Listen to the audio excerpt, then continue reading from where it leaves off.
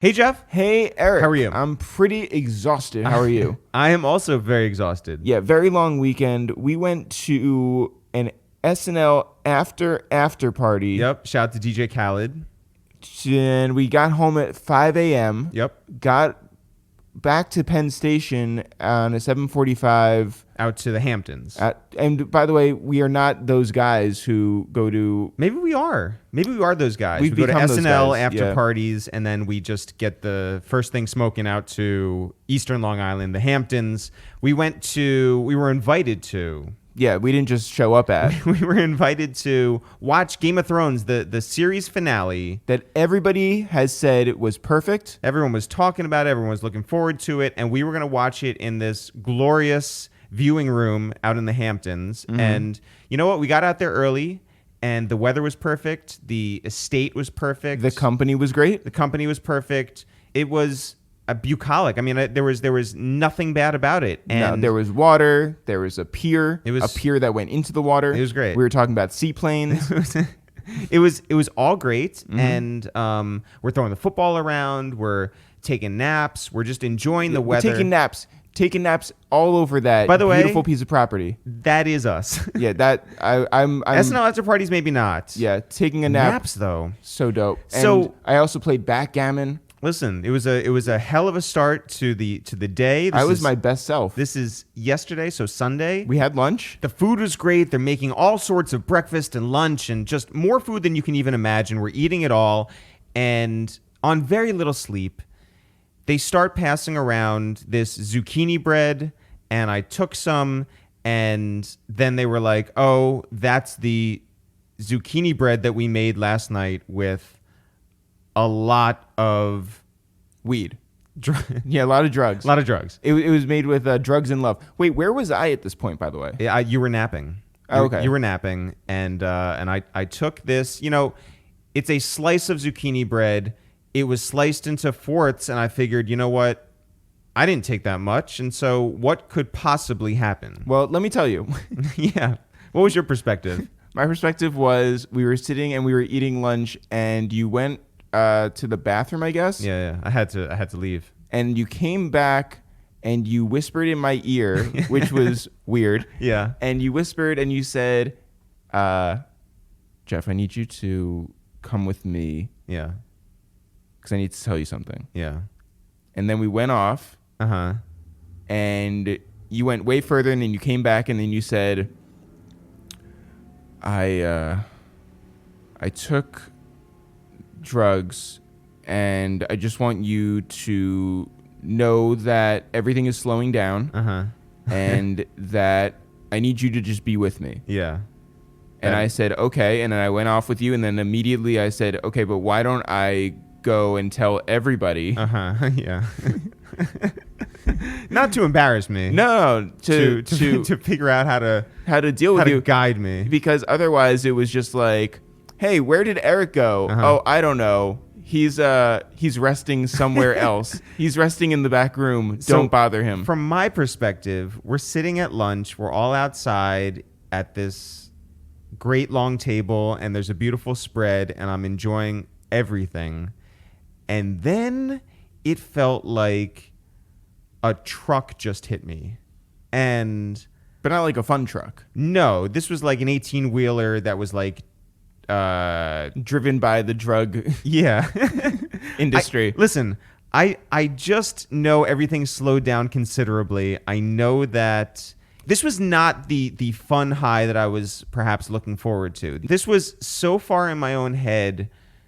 Over the course of the next 3.5 hours, I just couldn't tell what was real and what was not. And you were very vocal about that. You kept saying over and over, is this real? Is this real? well, Is this a video game? yeah, I would look at you and everybody else. Well, first of all, this happened at a place that I was at for the first time. So this was not familiar territory. Everything I looked at, I was like, I'm in a movie. Mm-hmm. This is some sort of, and not to be like Matrixy about it, but this was some sort of other dimension or something like that, right? Like I was like, in my head, I thought to myself, has Jeff always looked like that? Or is this just what I'm imagining Jeff to look like right now. Yeah, you said to me that I look like an idea of myself. Correct. That is accurate. I could not tell whether this was Truman Show or reality or what was reality anymore, and that happened for the next 3.5 hours. And in the middle of that, so I know I laid out on the grass. I know there's pictures of me laid out on the grass. I know I was uncomfortable everywhere and kept walking around and moving my place to different rugs or places or whatever. Yeah. Honestly, my biggest concern during this whole thing, besides like getting stuck in this purgatory between these two worlds. Well, because you thought, am I alive or am I? I really didn't know. Yeah. It's crazy how it didn't take the fun parts. This took like the insecure parts of my life. Like, am I dead? Am I dying? Is this it? Is this the moment where everything changes? That's what it struck on for 3.5 hours. But my biggest concern was that I would be all right for Game of Thrones. I swear to God, I was like, I need to make this all right. But I was so confused in the moment, or lots of moments. Yeah. Because this was not a house I was familiar with. Am I dreaming this? Is this real? And I hate to be so cliche about this because I didn't want to be like, oh yeah, the guy who doesn't do this goes out to the Hamptons, does it, and then has this otherworldly vision or something like that. I don't want to be that guy. Yeah. I was that guy. So I was playing backgammon, yeah, which is also very unlike me. I guess we all did things that were unlike ourselves. Yeah. And I looked over to where you were staying, like inside the house. And you looked like, when like a raccoon gets like the garage lights like turn on and it's been caught like eating trash. That was me? That was you. You like looked around the corner and you were just like, huh. I swear to God, I kept thinking to myself, this is not like me. Like, it was like I was looking at myself from this other perspective. And I know I sound so high right now because maybe I'm still residually, maybe 20 hours after still suffering from this. Well, I put drugs in your breakfast. Oh, wait. So we found out that I took, not only did they put like 4 times the amount they would normally put into this bread, but I also ate more than the professionals did. The professionals. Yeah. No, I am clearly an amateur. Yeah. And I think that's what I'm going to title the photograph when I print it out and put it up on a wall. Well, amateur. Yeah. It was weird. But then watching Game of Thrones? Yeah, I think I was fine by then, honestly. Like, I was fine enough. I had control enough. Like, there were 3.5 hours where everything was outside of my control. Would drugs have made it better is what I'm asking. Should I have taken drugs? I think so. Okay. I think so. I think mine was way more dramatic. Yeah. than anything that happened at Westeros. So anyway, by the way, if people want to hear a fantastic review of season 8 of Game of Thrones, please go check out 2 Jews and 2 Black Dudes Review the Movies. That's us and Styles and Chic, and we are just super yelling. High. Yeah. Talk about guys who are on drugs. Yeah. But that conversation made sense. It was fascinating, a fun episode, and that is available on its own feed. 2 Jews and 2 Black Dudes Reviewing the Movies. Jeff, today on Oasis Time with It's the Real, we have Jordan Klepper. Jordan Klepper, host of Klepper, the new series on Comedy Central. You'll know his work from The Daily Show. He's got an unbelievable story. Yeah. Starting from Kalamazoo, Michigan, and making his way down to Chicago to do improv. He was a math and theater major in college. Who would have thought? He ended up traveling with Second City on, one of those Carnival cruise lines. Yeah, like a Scientology boat. And he made his way to New York, unsure how his career was going to go, doing reality TV writing and sort of trying to get in the scene and make his mark. And once he hit The Daily Show with Jon Stewart and later with Trevor Noah, Jordan Klepper really found his own space and his own lane. And now he has this amazing new series that we talk about with him. It's called Klepper. It's a documentary series. It's like those remotes that they would do for The Daily Show, except like longer and maybe more focused on the fight than it is actually getting to make fun of the people around it. Would you say that's right? Sure. All right, sure. I'm still high, Jeff. I don't know. We had the best time with Jordan. Great episode. Great episode, Jeff. When do you want to get into it? Right now. Yo, what up? It's Eric, a.k.a. Blowing Loud, a.k.a. Ricola. Yo, what up? It's Jeff, a.k.a. Talking At Your Neck, a.k.a. Emphysema. And this is Jordan, a.k.a. To Be Determined, a.k.a. TBD. Yes, your third favorite podcast to waste time with ItsTheReal. Bang, bang. Jordan, what's happening? Not much, I'm just getting acclimated to the rhythms here, Yes. the artwork here, and the overall vibe. And you know not to bang on the table. I've been briefed with the rules, and there will be no banging on the table. Everybody at home right now, this is gonna be the kindest, softest podcast. There will be no pops in your ear. That's a guarantee. Yeah, right now, it's my hands are in my ASMR. pockets. Yeah. It is. Yeah. I want people getting off to this, and a bang on the table could immediately stop that. And so I know where my money lies. Right, no banging on the table, only banging under the table. That's right. Jordan, you have created one of our favorite videos online right now, which is you and Bill and Hillary all at one computer looking at all these ways to spend your money, and you had Hillary read part of the Mueller report. Boom. It's the best. It's wild, right? How in the world did that happen? Man, it was a strange one. I got asked by the Clintons to moderate an event, and I'm making that sound like that's something that happens a lot. It doesn't. It doesn't happen a lot. They were like, but they reached out. They asked if I'd moderate an event, and then threw something out there, which was like, "And we might want to do a fun video or something. Is there anything you'd like to do?" And it was like, okay. Yeah. Pitched a few things their way, and one of the things that she loves is reading the Mueller report. It was just like, I'll just see what she's getting into. She loves the Mueller report. She didn't even know it was being filmed. Yeah. She was like, oh my God, I'm doing this anyway. So it's a Wednesday morning. Let's read the Mueller report. It was completely. Honestly, it was a little bit bonkers. The idea behind it was like, will you help me spend some money on good causes, GoFundMe's, all of that? They were game. And we went up to Bill's office and In Harlem? In Harlem, Yep. yeah. And again, all of this was very new, strange situation. Didn't know fully what to expect, except that they were like, "Oh, we can probably film for like 20 minutes. I have a bunch of GoFundMe's, Kickstarters. I'm going to spend at least $1,000, and let's just see how they react to it." And they said they were game and open to be playful and what have you. And we had a bunch of serious ones. We had some more outlandish ones. And we had like the Mueller report, that she could read the Mueller report. And they went for it. They're great improv partners. Oh my God, they were amazing improv partners. It was so funny because I had some very serious ones. They were really playful. And honestly, I give them credit. I think they really enjoyed the fact that we got to kind of do bits and play off one another. Also, it's weird doing status games with the president and secretary of state.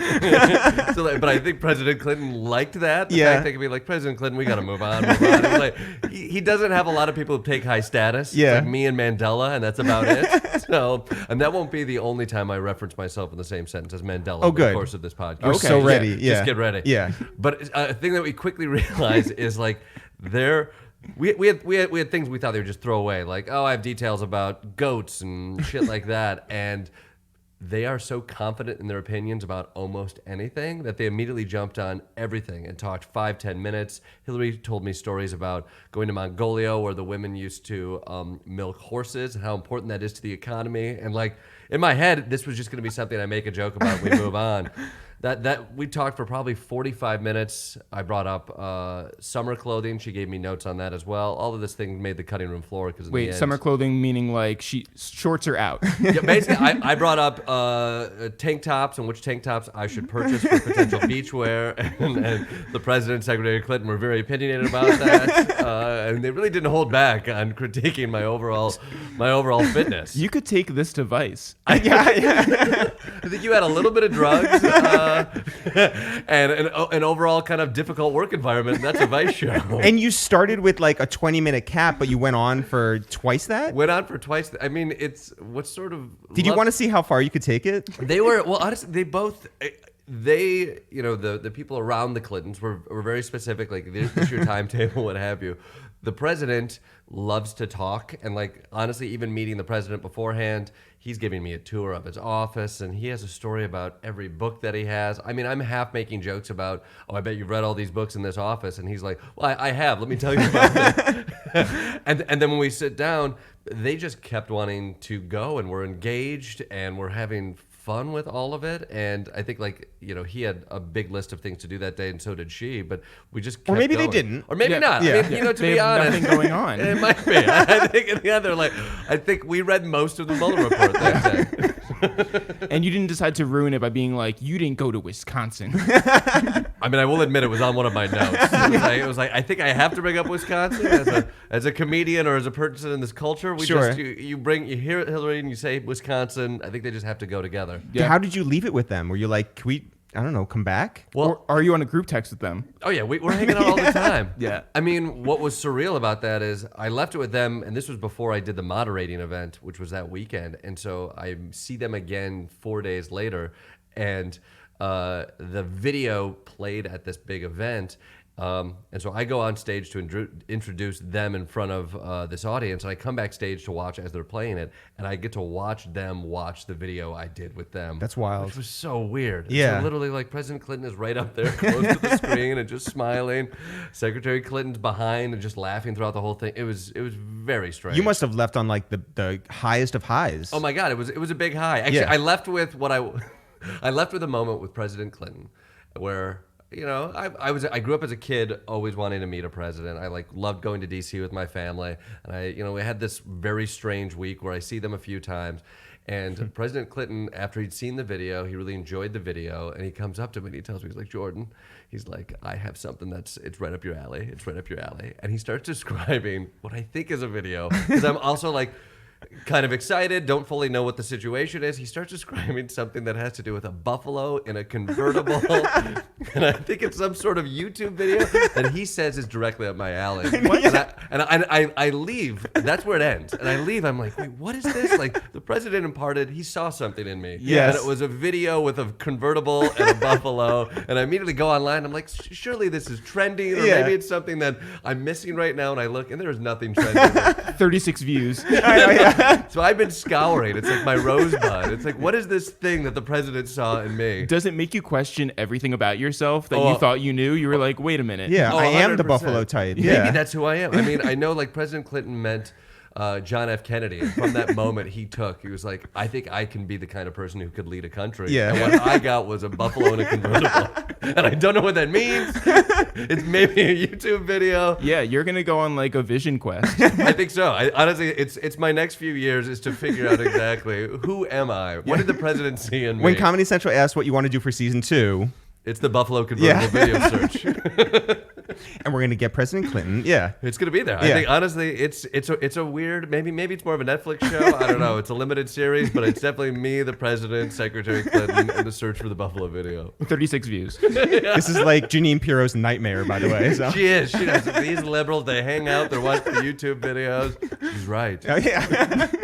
You're originally from Kalamazoo. Mm-hmm, indeed. What is growing up in Kalamazoo, Michigan like? It's a funny little town. It is Funny little name. funny little name. Funny big name, actually. It's a big, funny, weird name. Yeah. It's a name that like appears in pop culture, but people don't even take the time to contextualize what it is. There's like a Creedence Clearwater song that references playing his Kalamazoo. Mm-hmm. Like I think that's just a misinterpretation of the word kazoo. There's the town motto is "Yes, there really is a Kalamazoo," Wow. which is like already defensive about Sure. being asked about Kalamazoo. Yeah. It's a town of Derek Jeter went to my high school, and so that's a big point of pride. Mm-hmm. Wait, he attended your high. He didn't just like show up one day with like a baseball bat, being like, "Yo, where's Jordan Klepper?" Yeah. Oh yeah, every baseball player came through. A-Rod came through looking for me with a baseball bat. I was trouble. Yeah. You keyed their cars or something? Stop Yeah. calling my ex-girlfriend. Yeah. Yeah, I was a mess of high school. He attended the high school right before so I didn't actually go there. I knew his sister, but he's like the Kalamazoo Central point of pride. Yeah. And so everybody in Kalamazoo loves good old Derek Jeter. Are you on the Wikipedia page for like famous people from Kalamazoo? I'm not high enough on it, I don't Oh. think. I believe Meaning I believe I am. The ranking? I will say Yeah. Call up Anthony DeRosa. Have him edit you up. Yeah. Put me up there for God's sake. There is a sign at the Kalamazoo airport, which is a small airport, that says like "Welcome to Kalamazoo, home of," and it's got like 8 people on it. It's got the mayor, it's got Derek Jeter. It does not have me on it. And it's a little insulting. That's a real bummer, yeah. It's a bummer. I would not go home. I try not to go home. My entire family is there. Well, how big is your family? I got a brother, I got a sister, I got a couple parents, and it goes on from there. Oh, all right. So you spent your whole life growing up there? I did. I born and raised, went to college there, and then leave college with a dream of doing improv comedy in Chicago. And So what did you major in? I majored in math because Nope. Yeah. I was a nerd, so I got a scholarship to go to college for free if I did math. Just math. Just math. It was I had to study math or science to get this free scholarship. What college did you go to? Kalamazoo College. Okay. The most Kalamazoo of colleges. So you can major in things like high school classes. Like I took math. It was math. And it's a small liberal arts college of about like 1,400. Wow. And so Oh, it was 13th grade. it was essentially 13th grade. It's this weird hippie. It was a great college. Yeah. Very small, hippy dippy. The math majors, I think there were 8 of us when we graduated, and I double majored in theater, which was like 12 of us. So it was a small pond, a lovely pond, but I think I needed the small pond vibe. Well, did you ever seriously consider leaving Kalamazoo? I did. Basically, you grow up in Michigan, you're either a Michigan fan or a Michigan State fan. Yeah. Mm-hmm. My family, if they had won the Rose Bowl, I would have been named after Michigan's coach, Bo Schembechler. Wow. Like we are dyed-in-the-wool, maize and blue Yeah, crew. yeah. And so I was going to go to Michigan basically my whole life. Sure, you were destined to. I was destined to go to Michigan. Yeah. And just like destiny, I went to Kalamazoo College.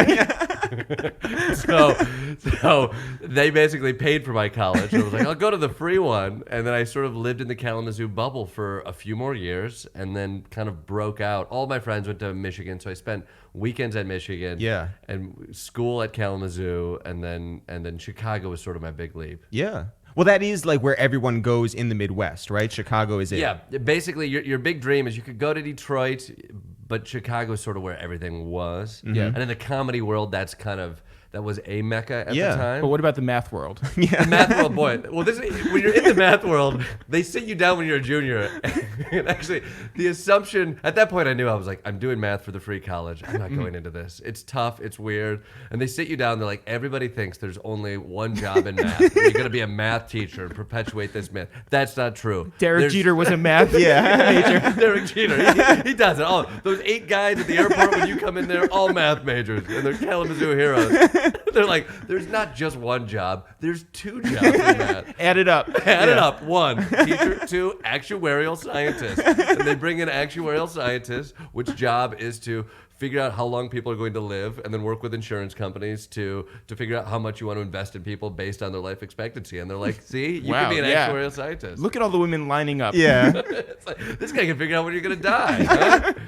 Yeah, but the theater part. Yeah, but the theater part, it's like there's a lot of money in theater. There's so many opportunities. So theater then sends you to Chicago to do free improv. What did your parents think when you had that double major? I mean, my parents, God bless, my parents, super supportive through and through. They liked the theater part of it all. Yeah? I think my parents I grew up parents, grandparents at every event, every baseball game, I was mock trial kid in high school. I mean, it was Wow. really cool. I'm painting the picture. Yeah, for the yeah. audience of like the coolest guy. Yeah. You're like the math major painting a picture. Yeah. Yeah, exactly. Yeah. Which they're very much known for. They love showing up. They would show up to my first improv shows in a basement theater with 100 people packed in there. I would wear my Wu-Tang shirts because I thought I was a cool, edgy kid. Yep. It's Yeah. like Yep. improv guy with Wu-Tang shirts. Sure. My Lucky Woo. Yeah. And my parents are like the one group of parents who are actually there with a bunch of drunk college kids, but they loved it. And they continued. They would drive to Chicago, go to improv shows. Wow. Yeah, I got parents of the year, so I luck out with that. That's What was your improv group's name? First one. Munkapult. Is it? Sure. Yeah. Should we ask why? Just listen to the thunderous applause. Oh yeah, across the country. Munkapult is what I was told. the original name of Kalamazoo. Exactly. Yeah. It's Algonquin for life of doing free comedy. Yeah. And there's a picture of a monk being catapulted, and hence the name Munkapult. Oh. Yeah. Yeah. And then I was in Socrates Socks, which was a clever name. And then in Chicago, I was in Penultimate. And then I was in a group called Cougars. I mean, you have a lot. I think the best improv team. I was in American Dream. I think we find Sam and Diane was my favorite pun. By the time I got old and in New York, it was a Sam and Diane pun. Yep. Then it was putting a fish name in there. It's great. And it was a bunch of people who had done improv for long enough that we hated team names. So like we could be like, fuck it, we'll do an ironic team name, Sam and Diane. And you went like full on in. Yeah. We're gonna go in. We're gonna make a Cheers reference that nobody's gonna understand unless they're as old as we are. Yeah. What year is this? This was 6 92. years ago. Yeah. Way past the years of Sam and Diane. I would say that. Did you? Sam and Diane never die. Yeah. Did you do improv in college? I did. I entered college not knowing what the hell I was gonna do. I watched Whose Line Is It Anyway? Yep. Loved that. Loved Ryan Stiles. Yeah. And Hated Colin Mockery. fuck mockery, man. It's making a mockery of the work that Stiles is doing there. The big lanky guy. Oh, mockery is cleverness. Proops comes in here. I just got retweeted by Greg Proops this week. Congratulations. That's very awesome. No big deal. Things to frame. Yeah. I've been trying to figure it out. Yeah. But I loved it. So by the time I got into college, there was an improv group. It said go audition. I was like, yeah, I'll try improv, and took to it immediately. Were you outgoing? I was a nerd, but I was like the funny guy in math class. Yeah. Well, Which, low bar. low bar. Yeah. It was a very low bar. Like, because I went to a nerd high school half the day, and I went to a regular high school the other half. And so for the nerd one, I'm like the funny guy at the nerd school. How do you explain that to your friends, by the way? Being the funny one in a going to school hey, half a like, day. And, I gotta go to my smart. What they called the nerd farm. Or the yeah. other way, like I gotta go to dumb school now. Yeah. You know? Yeah. Wait, was it remedial? There's a thing called the Math and Science Center in Kalamazoo, and for half the day, the nerdy kids from local high schools go and learn special math and special science. Like I said, smart guy, like Yeah. special Yeah. up, not special Yeah. down. And so I would go to the special up classes, and then on the other day, you go to the dumb kids school where Derek Jeter went. You know. And where was the mock trial class? The mock trial was an after. Oh God, this is. Can we talk about the cool stuff? Yeah, I've yeah, done? for Like, sure. All Yeah. the models I fucked. Yeah, When yeah, did we yeah, get to that? The mock trial was a group that I did after school at the dumb school. Yeah. They had a mock trial team, but a very good mock trial team. That Yeah. won state championships. I won the national championships in mock trial. No big deal. That is a big deal. It's a very big Yeah. deal. Wait, did you do? I read a book about mock trial, Really? or like debate club or something. Yeah. I guess that's different. Never mind. There's a Forget special it. name for it. Mock trial and debate club are like brothers from a different mother. Forensics, right? Isn't it called forensics? It's in that world, but Okay. it's its own thing. Like I think forensics and debate, they're all Clubs. They're Yeah. all clubs. Yeah. They're essentially clubs. And mock trial is very specific in that you put on a trial.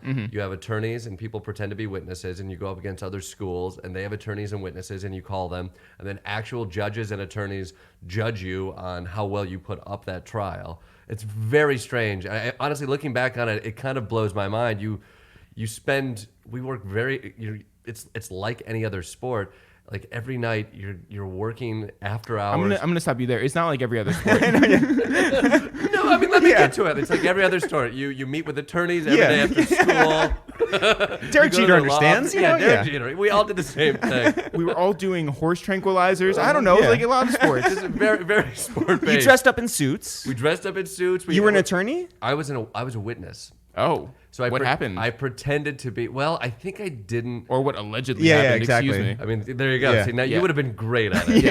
You really would have gotten a varsity coat for that, which we had the option of getting, but you don't. I got it for tennis. I was a cool kid. I knew what I was doing. Now that is a sport. Now that's a real cool sport. Yeah. I played third doubles in the tennis team, Yeah, so no big deal. You could have been in Vampire Weekend. Yeah. I was ahead of the curve.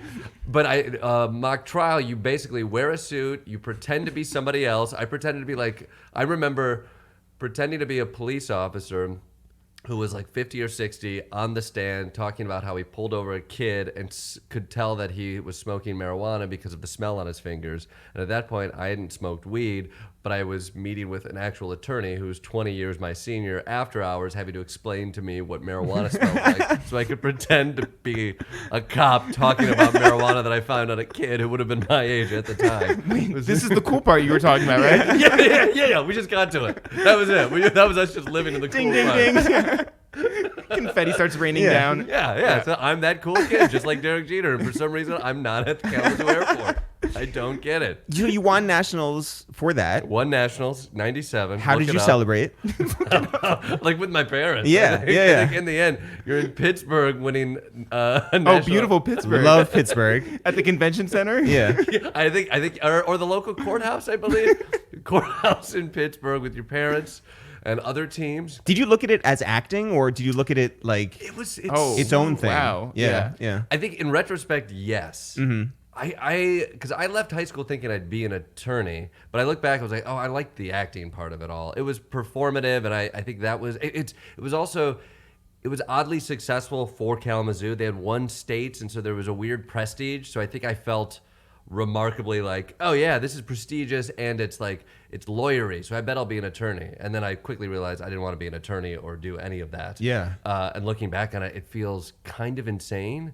But the funny part too, like it's such a bubble that was my life for 2 years when I did it. It was also my family's life because they would come to all of these events. And then, I get flash forward 15 years, I get married and bring people I've met from the 20 years since then who know nothing of this.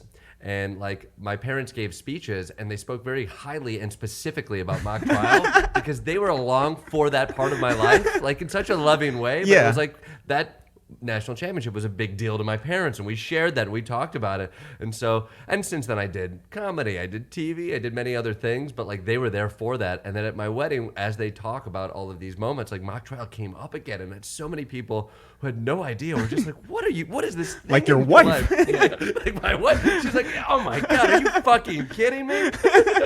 Who was your witness?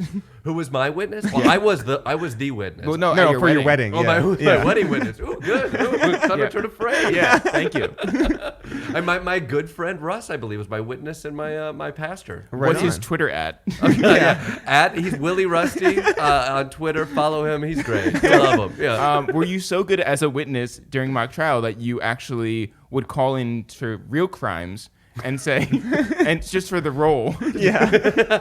I think I could have been. Yeah. To like I hang around courts and just say like, if you need somebody on that stand, I'm really good with all the words. I know where to skirt the line. Yeah, Have you- somebody who says I'm really good with all the words. Have you been back to court since then? Like a real court?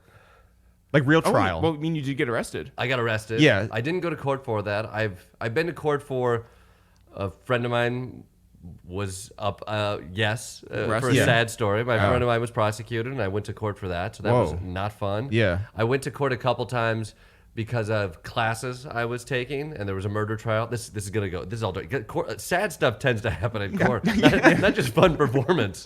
The court is a place where lives are changed. You flip it with friends, and you get a state championship, and you're on top of the world. And suddenly you look back on this, and people's lives they're thrown away in the blink of an eye. That was the realization you had. I'm like, I don't want to be an attorney and deal with like horrible stuff. Words have consequence. Put me in a basement with a Wu-Tang shirt so I can throw these things around willy-nilly. So you weren't going to be an attorney. I was not going to be an You're attorney. like, I'll get into theater and I'll have this math degree just as a backup. This math thing, it'll pay for college. Maybe it's something I could go into, but pretty quickly was like, no, I'm not going to go into this. Because you also realize I was smart and I was good at math, but there's like next level math. And when you're a major, being smart and good at math gets you to the first level, but Yeah. next level is like you see it. Right. And it's like the Matrix and it's clear. It's Yeah. beautiful mind shit. That was not you? That was not me. Okay. Like I could bust my ass and I could get to that like B+ range where it's like, oh, you did it. You kind of get it. But there's the next level. You're like, I don't understand this. Yeah. There was, it's funny. I feel like everybody says that. I feel like everyone's like, I was great in high school and then I got to college and was like, oh, there's people better than me. Yeah. Who are those better people and why have we not met them yet? Is the real question. Like, Are you trying to get somebody else on the podcast? No, Yeah. How many mathematically you guys get on the podcast? you know what? You are the best of the mathematicians we've had. This Yes. is the problem. You Yes. guys are like the high school of podcasts. By the way, not wrong. Yeah. All right. Let's just understanding the Yeah. situation. Great. Now we can move forward and be proud of where we're at. So we call ourselves your third favorite podcast, right? Because do you remember when like Leno and Letterman were going at each other and Leno had what's his name on after he had the affair? Hugh Grant. And then he vaulted into number one and Letterman was perennially number 2, right? So Letterman bought into that, got a billboard in Times Square where he was, giving a thumbs up or putting a peace sign or something like that and saying like, we're number 2. And it was really proud. So I was like, that's dope. And we're going to be your 3rd favorite podcast. We won't be this one or that one. But the problem comes in where people start fucking like listing they're like, oh yeah, like, Joe Budden is number 1. Drink Champs is number 2. Yeah, you guys are my third This makes favorite. sense. We're like, and we're just like, no assholes. Yeah, it's a funny bit. Like, it's endearing don't myself take it to you serious. guys. Yeah, exactly. Don't put logic into it. This should leapfrog number 2. So by the time you came to graduation at college, you knew you were going to Chicago. Mm-hmm. There was no chance you're moving to Los Angeles or New York. It was, part of it was the easiest jump. I think there's still a little bit of fear. Kalamazoo College threw me to did some foreign study in London, which I think kind of broke the fear bubble of like, can I get outside of this town? And you're like, yeah, big towns are fun. Yeah. Chicago is easy. You spend a little like there's an improv scene that I kind of got to know a little bit at my final couple of years in college. We'd go to Chicago, see the Second City, you'd see ImprovOlympic, you'd be like, oh, I get what this scene is. Benefits from it also can be a trap, but there's a little bit of a path when you get into the world of improv comedy of like, I can take a class. Yeah. If I want to show up in a month, I can take level 1 class, start going down this path, and whatever that path leads, at least is leading towards a career in theater or comedy. And so Chicago was easy to be like, all right, I'll move there, I'll take a class. I started substitute teaching to pay the bills. And Math. then whatever, basically. Oh, okay, yeah. So I kind of went to Chicago Public Schools and was like, I can be a substitute teacher. And they're like, great, you can start tomorrow. And that actually, tomorrow was September 10th, 2001. Whoa. And then the second day became September 11th, 2001. And so that was like a crazy way to sort of start your adulthood. Did you have to like be the adult in the room being like, hey, like, this is crazy for all of us? Yes. I think and that was my second day of work because I think I moved to start my post-college career in September. And yeah, I went to a school in Chicago and basically got put into a classroom and all this shit was going down. When I arrived at the school, I remember watching it with, I think it was the gym teacher, because I didn't have to teach that first period. As it was happening, we were watching another room just silently, like, oh my God. And then I had to bounce around from class to class, and everything was kind of in the air. Like, people were mostly watching it in some classes. Yeah. Some people were turning it off, and teachers were like, you have to watch this, and the kids want to ask you questions and or keep it off and try to move on with other stuff. But it was a very surreal day. Also, you're not like a teacher there. You're a substitute I'm a teacher. substitute. So you're around strangers. 100%. Like I'm the adults are strangers and they're just like, you're a guy who's now in a position of you have to be in charge. So see if you can help these kids on a weird day like today. And I'm bouncing around like, what's going on? Yeah. So like, I remember out the window is the Sears Tower. And at that time, like the Sears Tower was a target. And Yeah. you're like, is that going to fall today as well? It was a very strange day. So you spent the full day in school? Full day in school that day. Wow. Yeah.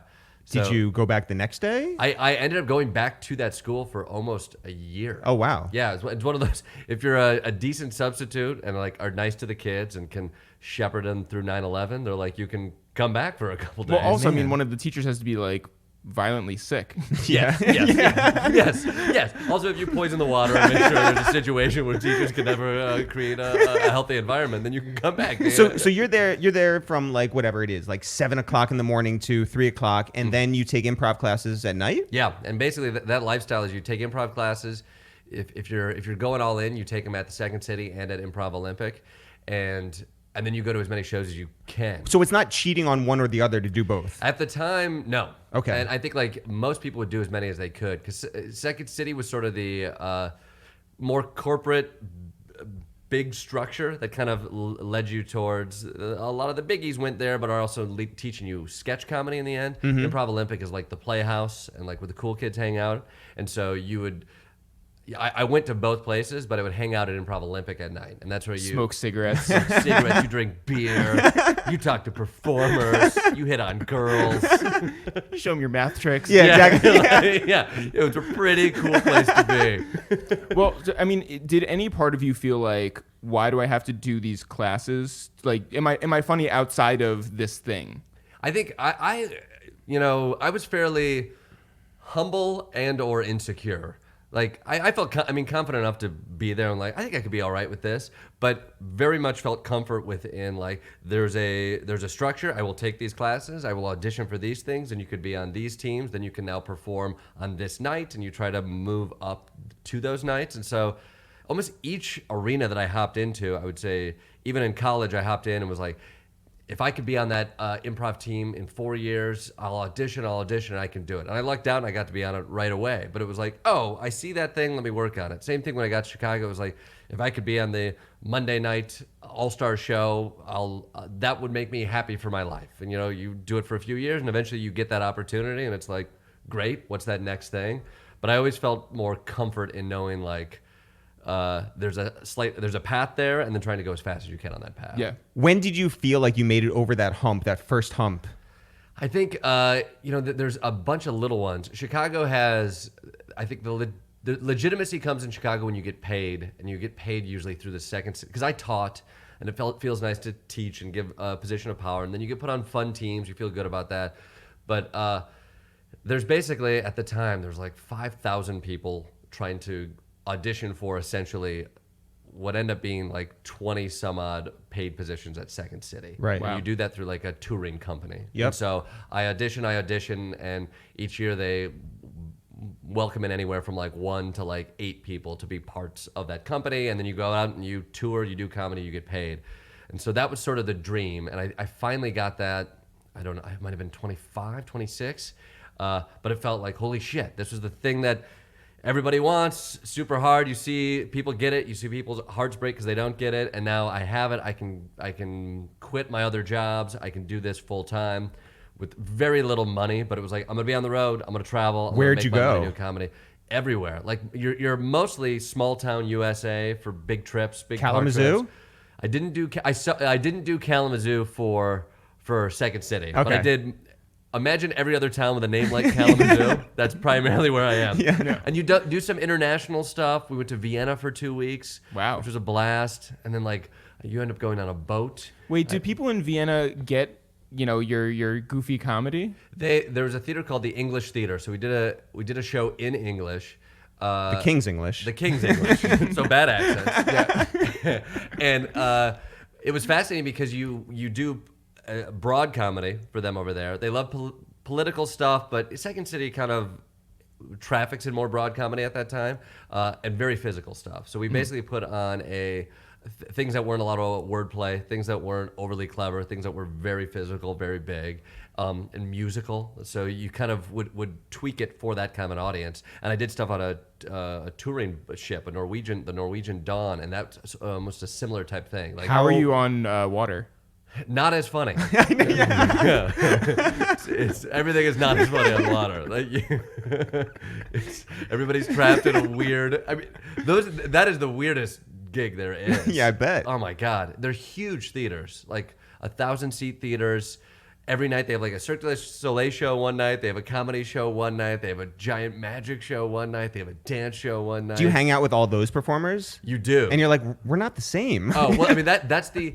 So that Second City kind of had a contract for years with that, and that was great money, soul-sucking work, and everybody goes out there. They kind of go crazy on a ship, and everybody comes back with a half-written pilot. I'm sure they're going to sell about life on the ship. Right. Everybody's got the ship life because it's a weird life. You're spending all of this time going crazy, hanging out with magicians who have been there for decades, hanging out with dancers who are like 20 and are like just getting into their body. Yeah. They're away from home for the first time. Oh, so yeah. There's just crazy sex happening all the time. Magicians who have like way beyond that and they're like 50 and they've been on a boat for too long and they're like there's a magician I haven't seen assistant. land in 30 years. Oh my God.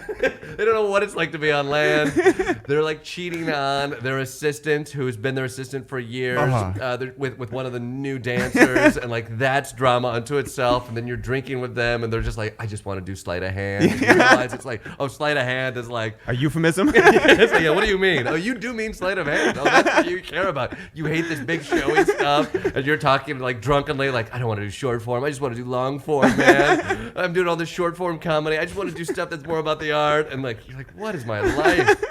So you do that for a while, you go crazy, then you come back and you try to figure it out. Oh, by the way, our podcast is sponsored by Norwegian Cruise Line. Best sleight of hand there is, and I would say the lowest death count on a Norwegian ship. Oh, good. Dope. Wonderful. Yeah, great. Yeah, the chance of somebody dying, and it's probably 20% each tour, which is pretty good. That's for the high great. seas. That's like when we went to Bonnaroo and we landed there, and the park was empty, and they gave us a tour around the grounds and everything, and they were just like, 5 people die on the first day every year, and we're just like, why? And why are you sharing this? That's frightening. Yeah, welcome to Bonnaroo. So Look to your left, look to your right. Yeah, I know. Yeah.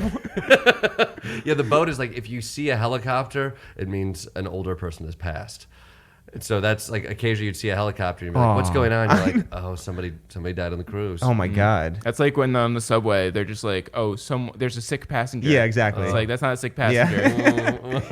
It's a helicopter. Yeah. Maybe they were sick. There's one less taxpayer to help fix the subway. Yeah. So when you come back to real solid ground again, you are where? Back in Chicago? At that point, I'm back in Chicago, trying to figure stuff out. Well, who else was in, like, what famous people had you what are seen, the like... name? Yeah, who are the cooler people? Well, Jeter. I'm just trying to say, Yeah. like, you know... So my era, so I came in and like Rachel Dratch was the one who just got picked up from like SNL as I'm like a kid coming in. And so it's really interesting. So I see like Rachel Dratch, you're like, oh wow, SNL can change people's lives and what have you. And that's the funniest person on the stage. I see how that happens. When I was there, like Keegan-Michael Key was my coach, and he came in from Detroit, and you watch him start to blossom, and then he goes to Mad TV, I believe, at the time. And then we started to have a lot of like, you know, the people like the John Lutz's was around, and then my era was Pat O'Brien goes to SNL, some writers, Katie Rich, Paul Britton were folks. By the way, I thought that Pat O'Brien was the Entertainment Tonight guy. Another one. No, yeah, Pat O'Brien became Mike O'Brien. Right, correct. Who then goes on to SNL for a little while. Yes. The Detroiters guys were around my time as well. Tim Robinson, Sam Richardson, who were Detroit guys, came to Chicago as I was in Chicago, and then I started to leave Chicago. And then it was like people as I was leaving, like 80 Bryant. Yep. Connor O'Malley, Yep. if you know Connor. Yeah. So Connor I taught when he was in high school. And I was teaching high school improv. Whoa. Oh, there's- substitute. So, Yeah. I substituted everything back in the day. So it's funny to see all those like Chicago folks. You kind of all get put in this fun little sludge and start to move on. And for me, like I loved Chicago, but you hit a wall, and you either get on a stage or you don't get on a stage. And you get grumpy about it, and you start to hate it, and you feel like you're owed something, and those theaters aren't good at like paying you back, especially Second City. Improv Olympic always starts to feel like a clubhouse, which is nice. Second City is sort of a corporation, and you either like you get it, and then there's a point where you're like, well, we're no longer paying you, and everybody's like, well, fuck you, didn't pay me very well. Yeah. Well, that's sort of the deal. You're like, I've seen the world. yeah, for God's sakes. You know how many people died on a boat that I watched happen? So if you saw the wall, like what was beyond that? And by the way, were your goals like just straightforward? Were you like, I'm going to get on SNL, I'm going to get on another network, I'm going to do something, you know, that's I can see it. Yeah, I think like when you're there, SNL is like the only thing you've seen happen, and there is a path. It's such a small path, and at that point, like honestly, this is 10 years ago when I left Chicago, and it's different now. Like with web videos. Yeah, I sound sure. like such an old man, but like at the time when I was there, SNL would come through once a year. They'd watch the 2 shows at Second City, and maybe 1 or 2 people from those stages would get plucked, and their lives would change. And that was like it. And so you would apply for writing packets, and maybe somebody would get picked off, and you hear little stories of people going to LA or what have you. But that was about it. You could get on a theater stage, and then Lord Michaels would maybe say they like you. And then that started to slightly shift, and then they started looking at Improv Olympic, and the people started to break outside that mold. People who hadn't gone through the traditional path would suddenly get picked off. And I think, and then you started seeing people jumping to LA and New York in a way and find success. And so I kind of hit that wall. SNL came through a couple times. I was like, I don't think this is going to happen. I'm getting less and less interested in doing that specific show. And I had a couple opportunities in New York. I started going out there, booked a pilot here, had some connections. What was the pilot? It was an MTV show called I'm blanking on the name, but it was Singled out. It was singled out. My girlfriend loved it. It was great. It was the time where they were trying to pitch everything as like a sketch show meets a game show. Oh, yeah, And so yeah. it was me and actually Moshe Kasher. Yeah. We both were co-hosts of like an improv game show where what was it? It was like Times Square. They would have hidden cameras and a clown and a mime would like be doing Times Square shit and then get in a fight and they would choreograph a giant fight and then we would pop up and we'd be like, hey, that was crazy. Who saw it? You want to make some money? And then you'd ask people questions about the money they made or the things they saw. So it was like sketches / pranks and then it was like, hey, I got $50. Did anybody see that clown punch somebody? Jesus. So we did that. And How did this not get picked I up know, for they were a like- huge series order? it was like Listen, it's different looking back, you know? Yeah, you know, I mean, when you're in it. Yeah. Maybe I'm not explaining it right. Yeah. and that's as you sign the contract, they're like, the contract is for the next 10 years of your life. It was supposed to be like 4 nights a week. Aw. It was insane. I was like, I guess I'm going to be the host of this one show. And then you do it and it doesn't happen. I'm like, I'll move to New York anyway. Was it Moshe's fault? Yeah, he was just, he He you know. didn't bring the energy. Yeah. energy. Was he And the Elmo? yeah, he brought it all down. I gotta tell you, it was a home run idea. We could not miss. I mean, they were actually looking, but there were fun people in there. Kurt Braunhauer, if you know him, was a part of it as well. Like it was good people, but it was exactly what MTV did. And actually, I kind of got in that world for years. Weird small little shows. Yep. Funny people in New York being like, hey, here's a funny show. It's like, you're so good at sketch. This is kind of a sketch show. But Right. You have to sort of do a sketch with a homeless person. But it's great. But Don't worry about that part. Yeah, don't worry about yeah, that yeah. part. And here's sort of a sketch thing. You're going to be naked. And it's less of a sketch. But can you just Yeah. do that? It's for MTV too, so it's at least exposure. It's like that is sort of the run. For, Indecent exposure It's is, your is what it is. indecent Yeah, exposure, yeah. And it ran for 4 seasons. Non-union work, but at least you're on television. Did they call you in for like talking head stuff? Not really. I did a show called Bunk on IFC, which Kurt Braunhauer hosted, and like some of the guys from the state, like Tom Lennon, people would come on, and it was a. I want to say it wasn't an improvised game show, but it was. So it was like the things didn't matter, and they would put something up, and you have to improvise weird jokes off of it, and that ran for like 2 seasons on IFC, and. So like it was always in that. Then I sold a thing for Comedy Central. I hustled on a couple shows. I wrote for like a reality show, and then I worked with Charlemagne the God for a couple seasons. Where was that? So I did a thing with MTV2, and then Charlemagne had a show on MTV. He had It like was 6 MTV. shows. Yeah, yeah. 6 shows. I worked on I think 2 of them. Yeah. Which was like what started out was going to be kind of a sketch show, and so we wrote sketches, and then we kind of prepped what was essentially became a talk show, and then talk show games, and then kind of weekly stuff, and that began to morph to more of just a talk show type thing, which was weird and strange. But you kind of just become a journeyman in town. Like basically the guy that I ended up who cast me in that thing, 8 years earlier in New York, ends up like being a producer on 10 other things. And like we sell a thing to Comedy Central that doesn't go, but then he's like, I have a reality show. Do you want to write reality TV for a while? I was like, all right. So I spent 6 months writing reality TV. And he's like, now I'm doing a thing over on MTV2. It's with Charlemagne. We can write some sketches, do that. And he's also doing another show at MTV2 that's called Off the Bat, which was like a baseball comedy with show. Fat Joe, maybe? Yes. Maybe not. It was with Fat? It was with Fat Joe And yes. Sway? Yes, Fat Joe and Sway. I didn't get to work with them. My writing partner Russ Armstrong, I got the Daily Show and then I left, and then he worked with Sway on that. Yeah. And they're fun. I mean, they're fun and weird shows, but like you suddenly get in the world. It's what Chicago didn't have any of, and what I think LA has a ton of, but New York has a little bit. Where you're like, if you can hustle and you work hard, you can write on like a bunch of weird fun things. Today's episode of A Waste Time with It's The Real is sponsored by Let Me Hear a Rhyme, the new book from award-winning author Tiffany D. Jackson. Shout out to Malik 16 for providing new original lyrics. Jeff, this is the perfect book for the summertime. This is the perfect book for us because it's Brooklyn 1998. It deals with the rap industry. It's funny, it's clever, it's authentic, and it's written so well that I'm turning the pages as we speak. It is the tale of three friends who, not in a Weekend at Bernie's way, but take their deceased friend and make him into a rap star. It's super dope. I'm loving it. Yeah, I mean, well, I'll say this.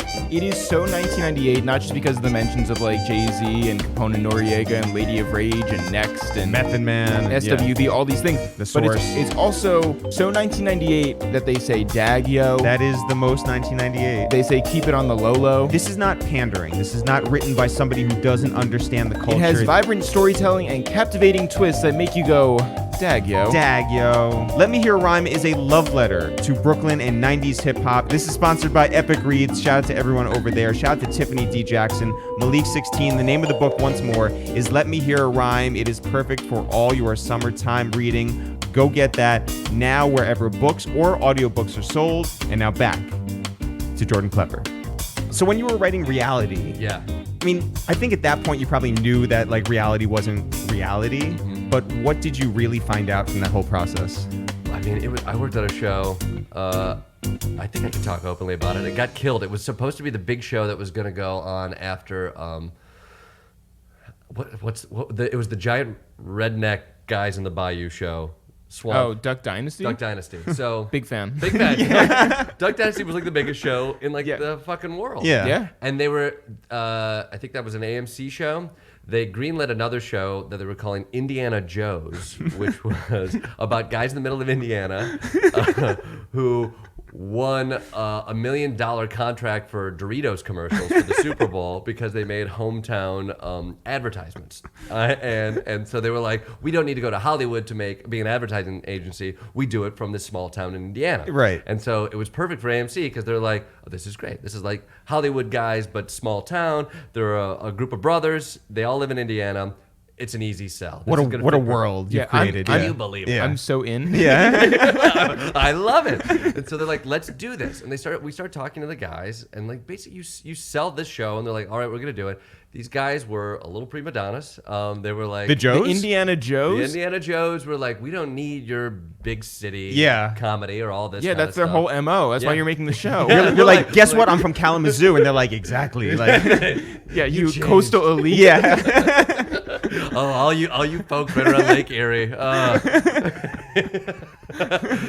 So like, what is fascinating about it is you're breaking stories, and like it was me and my buddy were interviewing them, and basically like they come at it like, we're funny, we're cool, we're great. AMC thinks we're awesome. We'll just be funny and great and make a TV show. Screw you guys.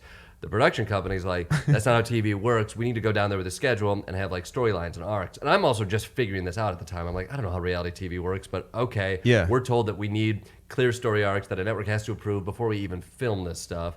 So we have to like interview these guys and be like, all right, hey, what do you do during the day? What is this kind of stuff? What have you? And then kind of figure out like, oh, so you got basketball games you guys go to, and there's a big basketball game that your daughter's going to? Great, that'll be the arc. We're all going there. And your family has Sunday brunches where everybody comes together. Great, we'll have a Sunday brunch here. Were you introducing drama into these people's lives? Yes, essentially, yes. I mean, but you're trying to figure out like places that they go and lives that they like, things they do naturally, Yeah. the rhythms, but then create a structure to it, and then you have to spitball it to them, and they come back like, we don't need all this. But then you have to spitball it to a network, and it's like, we need all this.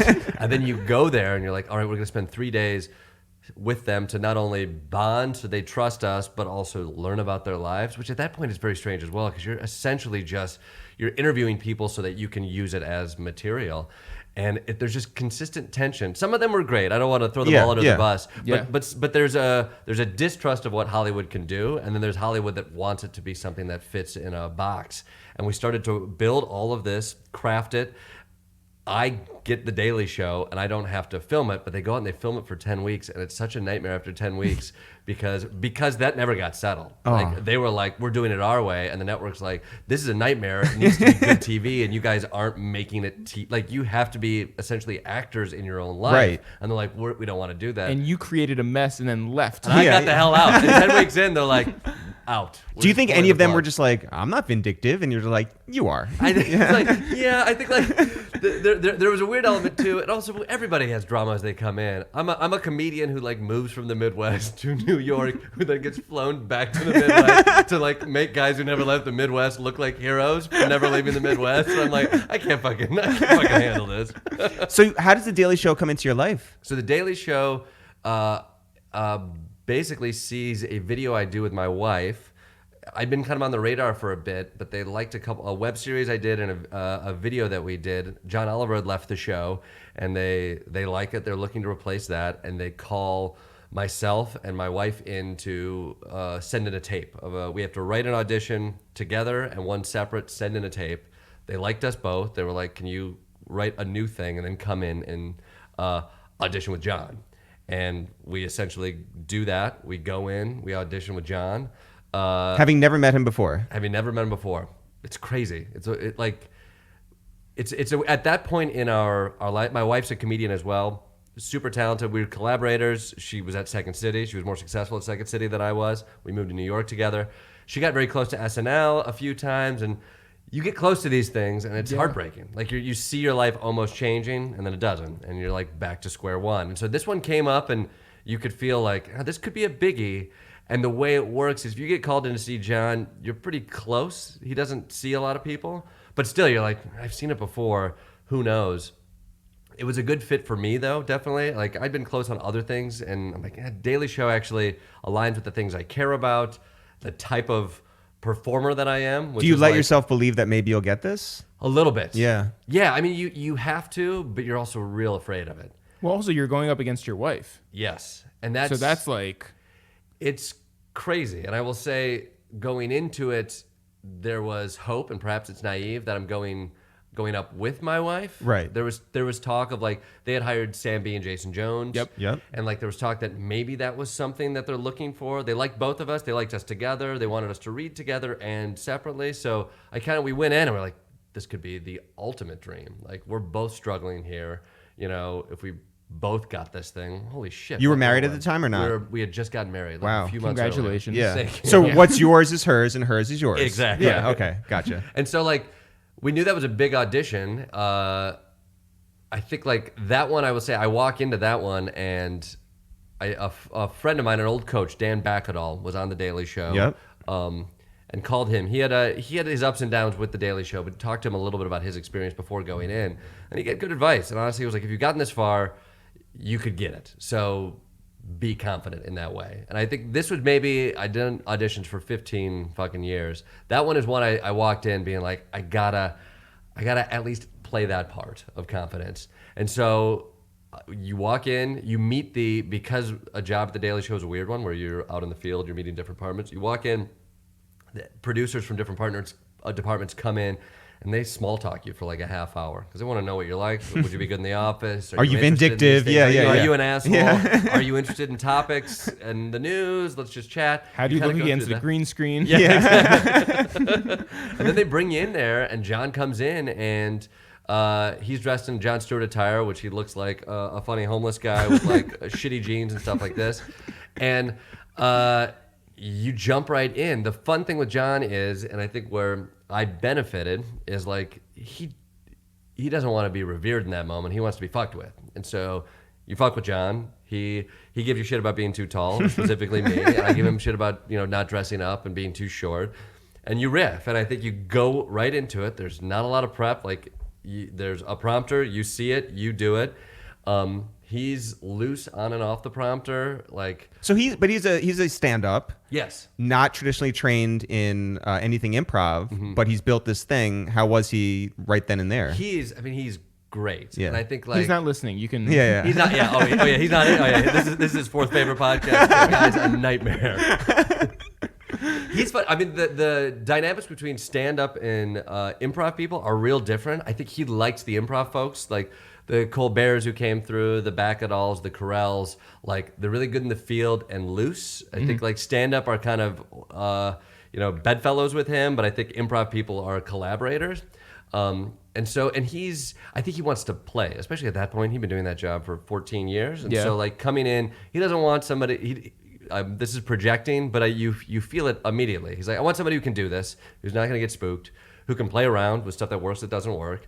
that like he can cold read something and find a funny joke in a moment, and then if he does it, that I can respond to that. And so like, so it was great. In the end, it becomes loose and fun like that. And the Daily Show works at a pace where you get thrown in, and it's like, what do you got? What do you got? What do you got? Can you do this? Can you do this? Oh, we're not gonna do that anymore. Go out and do this.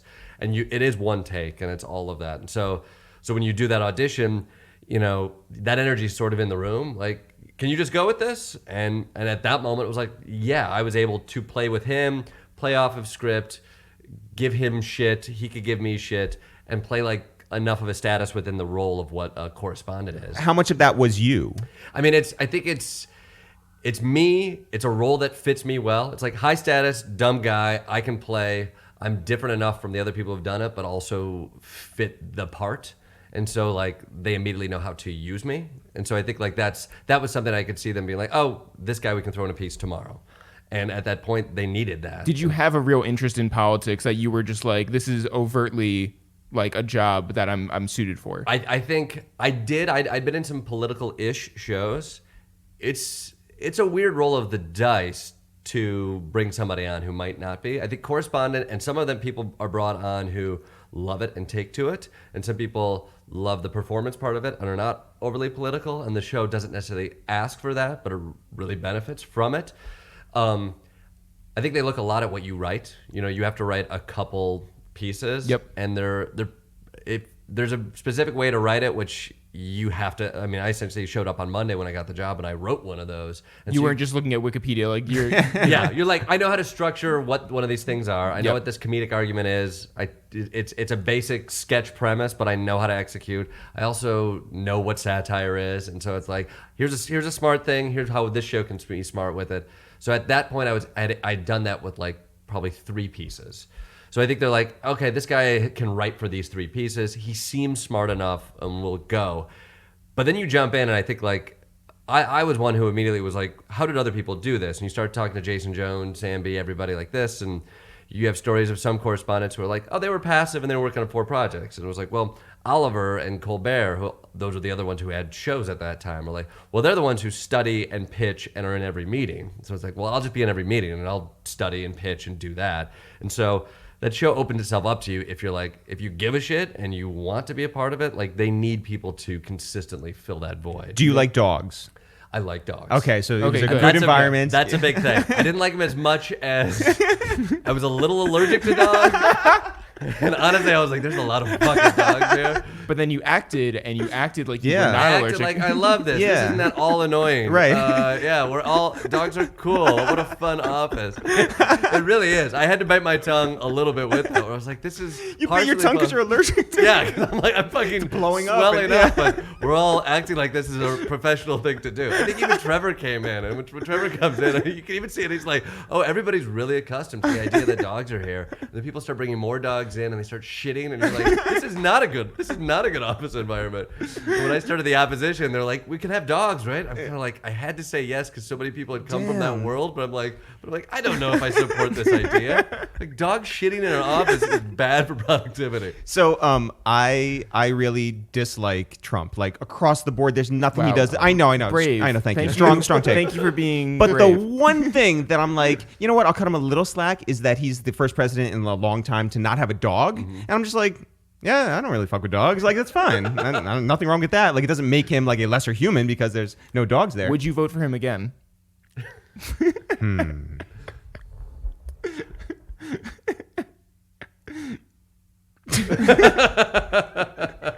By the way, I love the implication. It's just like, yeah, I did again, vote for him. like yeah, you, yeah, like exactly. you did the first time. Yeah. So, how do you find out that you get the job? So my wife gets a call as we're walking home from both of our shared manager, and the manager says that I got it and she did not get it.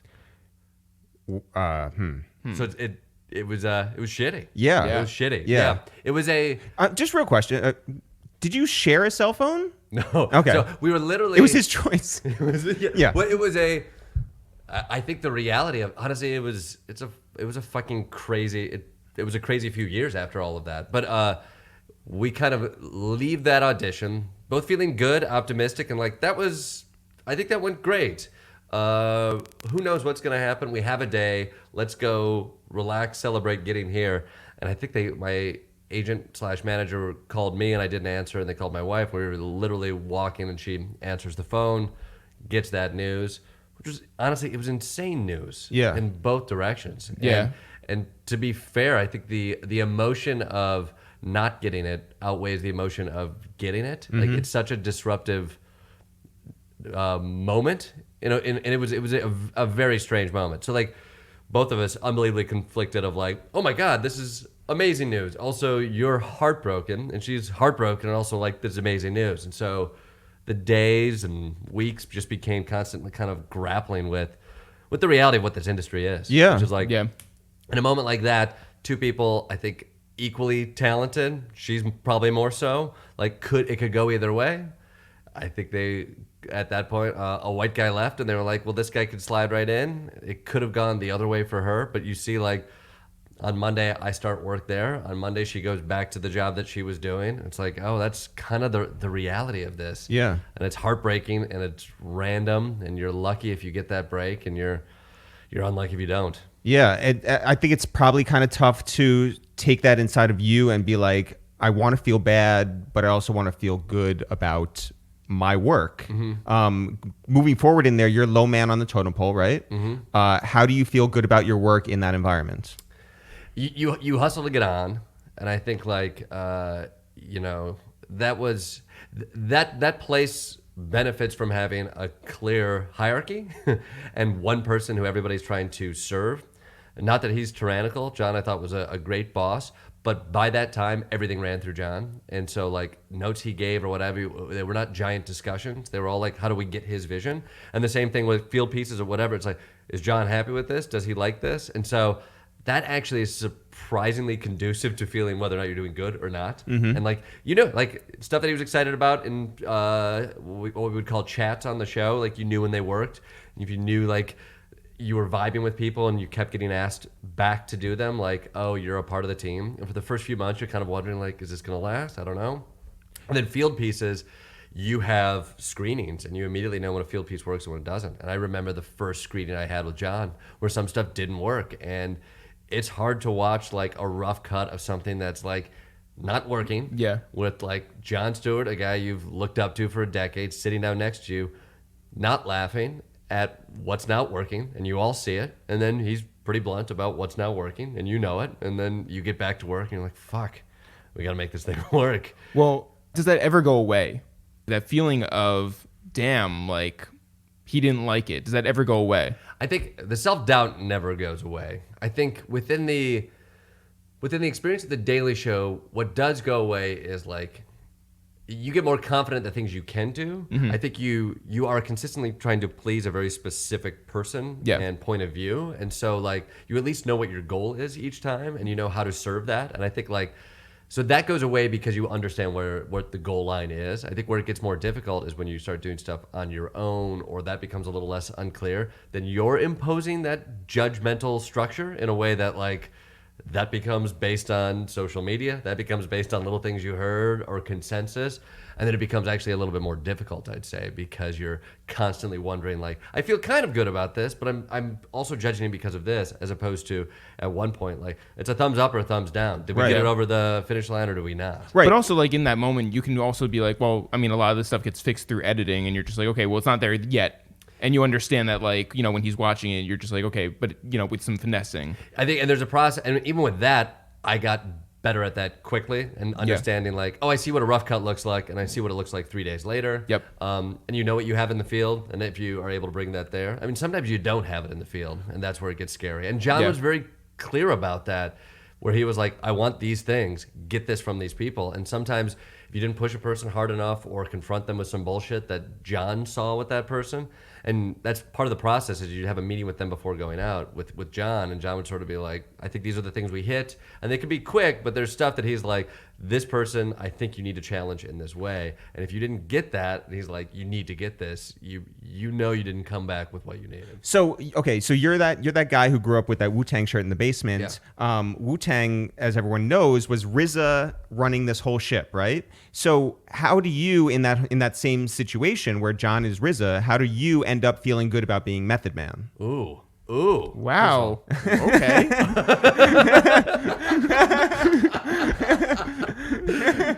good. I mean, as you know, Well, how do we know that you're not Master Killer? Oh yeah. I know. Or yeah. Ghostface? Who are you? I mean, who am are I you in really? this? Yeah. Who am I? Yeah.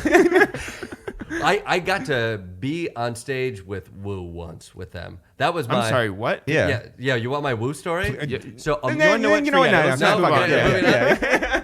So yeah. Let's talk about the boat again. It's a mock trial. It's an amazing experience. So as a kid who grew up a giant Wu-Tang fan and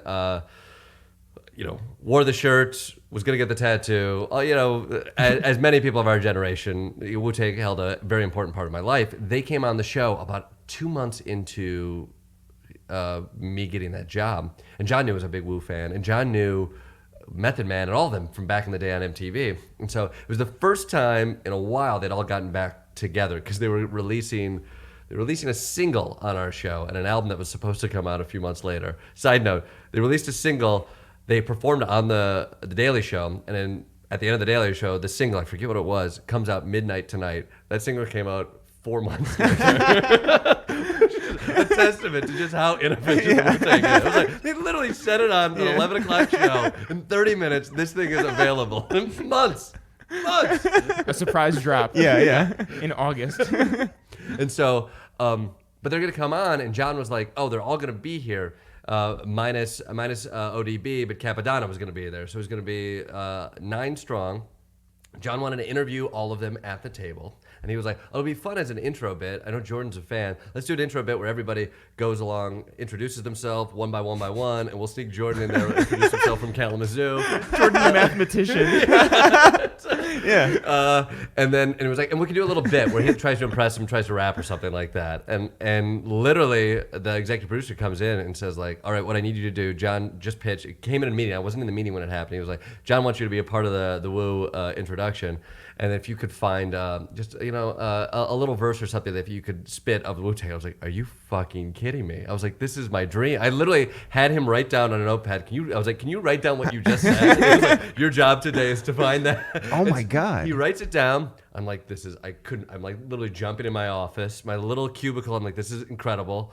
I'm going through favorite things from Liquid Swords, all sorts of stuff. I'm like, I end up choosing like the first 4 lines from Triumph. Oh my God. So it was one of their. It was one of them. Yeah. Well, that's what it was. Yeah. Like, do you want me to write something? Do you want me to do that there? Well, how confident did you feel in writing something yourself? Not at all confident. I mean, excited and nervous. Sure. Yeah. But more excited because it was like, oh, you're gonna spit some bars. I'm like, I'm gonna do it. And then I was Yeah. like, fuck, what do I have to do? Am I gonna write some? And then he was like, I think it's gonna be more fun if you spit some of their bars back at them. I agree. Yeah. Yeah, I agree too. Because then it's just like, oh, white guy trying to. My name is Jordan, and I'm here. Yeah. It's a slippery slope right there. And so I prepped Triumph, and then so excited. They do their rehearsal, which is also an amazing thing. One of the best parts about The Daily Show is when musical guests come on, you can watch them do their rehearsal. And that's like... I'm shocked that they rehearsed. Well, honestly, they show up. The rehearsal is so funny because it's super late. Ghostface doesn't show up. Sure. It's a mess. They're high as can be. The place just stinks to high heaven. But watch it. They were doing the original song, and they did Triumph. And... it's messy watching everybody be messy, but I'm just watching, and it's fascinating to see like who comes prepped. Method Man is ready, knows how to be polished. Everybody else is so. RZA is pro, and they practice Triumph, and in Triumph, I think is it Raekwon has a verse that's a cappella, or they were gonna do a verse that was a cappella. And I think it was gonna be Raekwon's. And they do it in rehearsal, and like Raekwon can't remember it, and it's a mess. But RZA also, everybody looks like they're 45. RZA looks like he's 30 and rich. He's wearing all black. He just looks like money and a guy who like directs Hollywood movies. Yeah. And he starts directing, like it goes shitty. He starts directing folks around, puts it all together. In the final version, he takes the acapella because it's like, okay, there's the pro who's still working in Hollywood. Yeah. Here's like Ghostface shows up and everybody loves him. He's able to pull it off because he's lovable. Method Man's able to turn it on. Jizza's like more out of it than you want him to be. You Got Master Killer are still on the periphery. And Jordan? And Jordan, he's fucking in it. Yeah, Killing it. He is killing it. I go around. I'm so nervous. I introduce myself when we do it on the show. I rap my little verse. Jon throws me off, as the bit indicates. Afterwards, my heart's racing, and like Ghostface comes back, and he's like, "Respect, man. Man, it was like tough on the tongue, isn't it?" I'm like, "Yeah, tough on the tongue."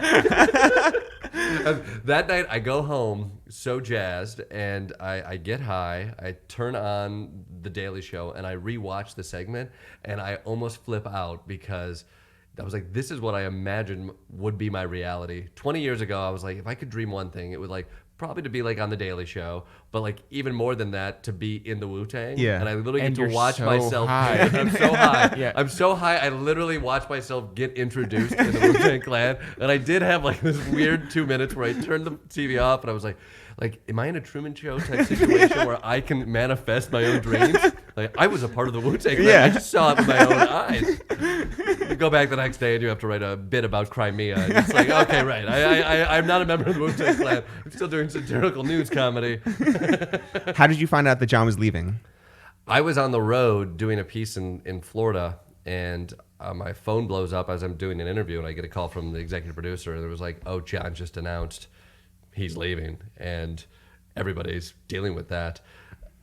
It was sort of like a meltdown at Daily Show headquarters. Everybody was like, it was a huge surprise. Like, he announced it, I think, at 2, and then, or maybe it was like 4 right before going in rehearsal, and then kind of got out. And so that was a huge shock to everybody. And I'm on the road and like, wait, what? And taking a ton of, like, I think I'd been there for maybe a year at that point. And yeah, kind of heartbreaking. Yeah. Just, I think there were people have been around for a while were like, this could happen. Like, they were talking about re-upping, and Jon had moved to Jersey, and people were like, I wonder if Jon's gonna wrap it up or what have you. But it was a weird experience. It was even weirder to be like away from everybody, just getting phone call and text messages. Yeah. Did you think that there was a possibility that like his leaving would be the end of the show, and maybe like you wouldn't be a part of it moving forward? And you'd have to join Wu-Tang. I know, Yeah, exactly. yeah. It was like, Ghostface, he'd write me a rec, but I don't know if that's gonna get me in. I don't know which way Master Killer's leaning. But Right, you have to get 9 thumbs up. Yeah. it's really tough. Even just get it. It's like, oh my god, yeah, you got hasn't weighed in yet. Where's you got? For God's sakes.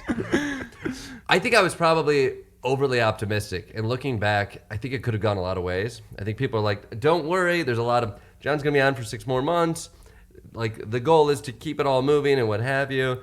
I think things were going on behind the scenes that could have gone in a lot of different directions. It could have. I don't think the show would have ended, but I think another host could have come in and gutted it, gotten all new correspondents, not had correspondents. I think I was maybe a little naive, thinking like, of course we'll stay on, Yeah. and that'll be the case. Was there any part of you that was like, I'll be the host? I mean, there's part of me that wants that. You Yeah. know, I think I wasn't cocky enough, or I had enough of a reality check to think, oh, I totally will get this. I think at Yeah. the moment I'd be like, yeah, maybe they want a young new guy. Yeah. That would make sense. But And you're like, who said that? Yeah. they like me, Jon likes me. Come on, Jon.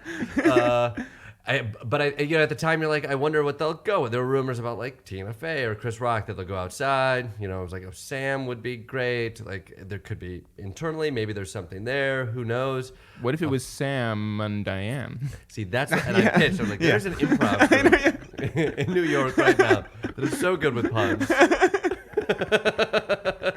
Trevor comes in. Yeah. And how well did you know him? I had met him like twice. The 2 times he came in for doing his pieces on the show, and I kind of sat in and helped like work on one of his pieces, and then I met him when he got the show. I had like dinner with Trevor, and then Where'd you guys go? we went to an Irish bar, me, Trevor, and the executive producer, just to kind of have beers and chat about new show stuff. And then he came in and started doing press and started working on the show with him. So it was honestly, we hit it off pretty quick. Trevor, he came in, and then whenever somebody comes in, I was the new guy in the totem pole, and then a new guy comes in who's gonna do a bit, and I'm like, how does this work? Is this guy gonna do my bits, or is it whatever? And I'm like, let's see how he is. And he's a pro, ice in his veins. Like, immediately I was like, shit, this guy's good, simple, one take, easy. I can see why he's so compelling, such an interesting story. But he was kind of a relative unknown a little bit to a lot of people at the staff. People known him a little bit, but he came on, and to his credit, like, he was very open and could have been like, screw it, new people, new whatever. And he sat down and was like, I want this to be collaborative. I want us to work together on stuff. I want to know what you want to do. And I want to get rid of dogs. I want to get rid of dogs. I want to kill all dogs. I'm allergic. I was like, no, Trevor, big snake. Big snake, the dogs thing, for God's sakes. But he walked into crazy shoes. There were big shoes to fill and an office that had ran a very specific way. And did you feel the change? I did. Like, I think, it's becoming now more what he feels more comfortable with. Like, I think you started to feel there were a lot of experiments happening in the first 6 months of that show of like Trevor felt more comfortable as a storyteller, stand up, and they tried different things to bring that to it. You had a lot of people wanted to tell Jon's story, and Jon had things he was passionate about, which like I think there was an interesting, he's like an old guard of somebody who was talking about Fox News, talking about like consistently breaking down. It was a satirical media show essentially, and like let's be media obsessives, watching Fox, knowing all the characters, knowing all that. Trevor didn't come in with those passions. Cared about political issues, cared about big issues like race in a way that like he was really articulate and thoughtful on. But like when you were going down to like Janine Pirro said this and she said that a year and a half ago, or this is a Lindsey Graham hypocrisy. Like Trevor's like he doesn't give as much of a shit about it. Right. So you have some old guard who are like, this is what this show does, and you have some of Trevor who's like balancing that with like, yeah, but maybe we spend more time with this. And I think we started to experiment with things that were like improvisational that worked and some didn't, and then things that were like more casual that worked and didn't, topics that felt more pop culture that worked and didn't. And so there was a lot of experimenting with that. And I think also Trevor getting comfortable with what that role was. I will say what was funny was like, we talked a lot when I did the opposition, because it's a fucking nightmare running a show for the first time. It's exhausting, it's nerve-wracking, you don't sleep. I never got that from Trevor, but as I talked to him in retrospect, he was experiencing all that. He just doesn't show it. Yeah. And I think there was consistent fear. I don't want to put words in his mouth. He didn't show it. But like we would talk about stuff and he'd be like, I'm thinking about doing this, or maybe this is something I'm not going to be around doing forever because I want to do this or this. And then I talked to him a year and a half later. And he was like, yeah, I'm terrified that first year because it's chaotic and you're a million people in your ear. You're being critiqued nonstop. And so I think we actually found a nice bond because he was open to like the stuff that I want to do. We had a good rapport. And I think like I also fit into an archetype he could play off of in a way that I think served him well. And he was really open about like, what do you want to do? I'll help you try to get to that thing as well. And what was the piece that you thought really like got you attention outside of the Daily Show camp that Comedy Central was like, oh, we're really fucking with you, or maybe, someone else? To the point where like they would be like, oh, you want to know what? You should get your own show. I think they were always pretty supportive throughout. I'd done a few pieces on gun control and they basically gave me a special, and I think I got to do a gun control special that I think that I got to helm. They felt good about, and they're like, oh, this is a guy who can do this kind of stuff, cares about this. We'll continue to invest in that. Some of the Trump rallies that I went to, I think got a lot of internet buzz in a way that they liked, and I was able to, I think around the election, cover a lot of that. And so they're pretty supportive of their talent, and as there was a lot of changeover, I think the network kind of reached out to me and was like, we trust in you and you're part of this show and want you to do specials and keep pitching us on ideas.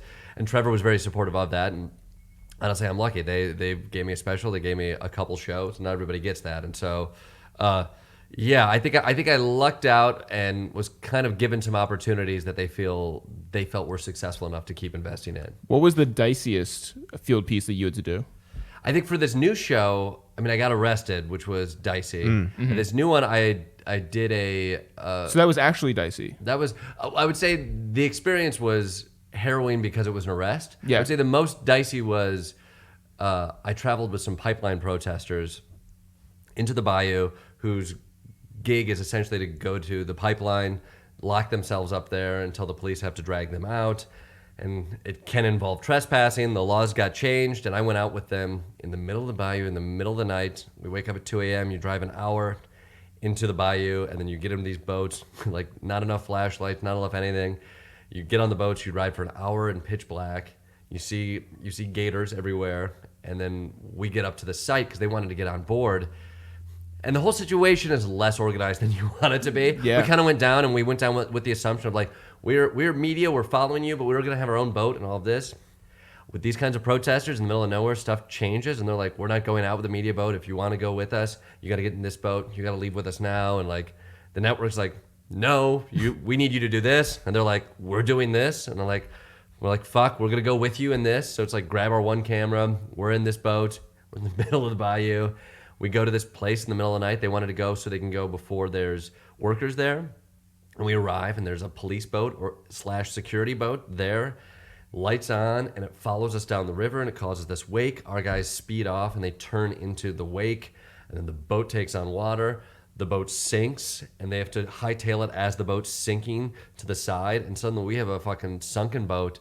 We're swimming ashore in the middle of the night. I think at that point it's like 5:30, so it's pitch black, and we're like in the middle of fucking nowhere, and there's police boats looking for us, and we have no way to get a hold of anybody.